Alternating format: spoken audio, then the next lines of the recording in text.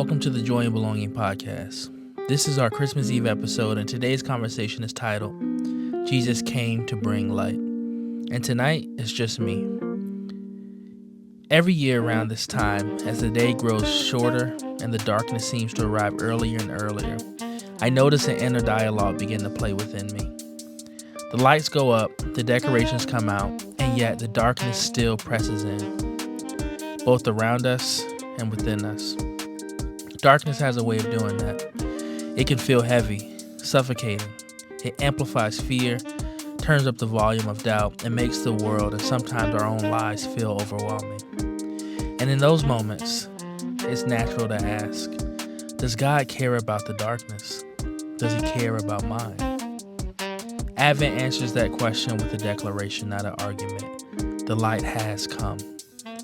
And tonight I want to sit within that truth through the words of John 1, a passage that reminds us that God did not stay distant from the darkness, but moved toward it in love. This episode will be more reflective and intentionally slower because Christmas Eve and Advent invites us to pause and remember that the light of the world has entered our night. So wherever you're listening from, I'm glad you're here. Let's reflect together on this truth that Jesus came to bring light, and the darkness did not overcome it. This is the Joy and Belonging podcast. I don't like the darkness. It's a scary thing. You know, the thing about the darkness is that it sometimes feels suffocating. When you're in the darkness, it can feel as if the world is moving in on you, all around you, inch by inch by inch. In the darkness, fears, they are elevated, and the volume of doubts, they're turned up to maximum level. So what seemed like an irrational fear, it just becomes like deafening realities. In the darkness, suffering and injustice, they run rampant because what's done is veiled. In the darkness, it's like villains and monsters. They run free to terrorize and take advantage of the vulnerable. Our world can sometimes feel as if we are living in a perpetual darkness. And honestly, you don't have to go and look out in the world to see this darkness. You can just look at your own lives. We are assaulted with sickness and heartbreak and prejudice and slander and disappointment and disease and a host of other calamities that can all be summed up as darkness, this life-sucking force that seems to suck every ounce of hope from us. And this Christmas Eve, we must ask the question, does God care about the darkness? Does he care about my darkness and the darkness that I go through?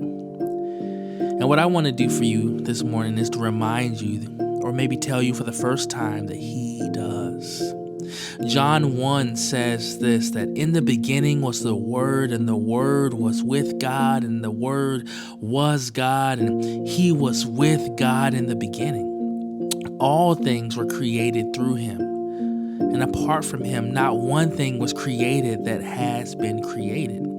In him was life, and that life was the light of men. That light shines in the darkness, and yet the darkness did not overcome it. This season, I want you to know that God, who created everything, who sustains everything, and who maintains everything, has come to you. That he has not simply looked into your darkness with passivity, but he has moved toward you. He's moved toward us all, motivated by love. Or in other words, the light has come. And as God comes to you, what he holds within the person of himself is life. And what we learn from the opening lines of John chapter 1 is that the life which he holds within himself is the light of all mankind. Or, as I've been saying, the light has come. And that light, it shines into the darkness. It pushes back against the suffocating walls of darkness. It silences the darkness of our doubts. It sheds light on the injustices of mankind. The light has come. And tomorrow, that's what you and I celebrate. That the light of life has come to dispel the darkness. Tomorrow, we celebrate this truer and better present. The present that the light of God has come wrapped in flesh to conquer the darkness, to conquer our darkness, This present is Jesus, the Son of God, the Word made flesh. And when he came, the lame were healed, the deaf were given their hearing, the blind saw with perfect clarity, and dead people rose back to life. Sins were forgiven. The light has come. But you and I, right now, still in some ways sit in darkness. But as we sit suspended between the first Advent and the second Advent, we can look on with expectant hearts because the light, he is coming again. And though the darkness is real and it's scary, you don't have to fear because the light of Christ is coming again. He's coming to once and for all wipe every tear. He's coming once and for all to heal every infirmity, to once and for all rid every world of injustice, to once and for all kill Satan, sin, and death. The light is coming. And when that happens, darkness will be no more. The light has come, and the light is coming again. Merry Christmas.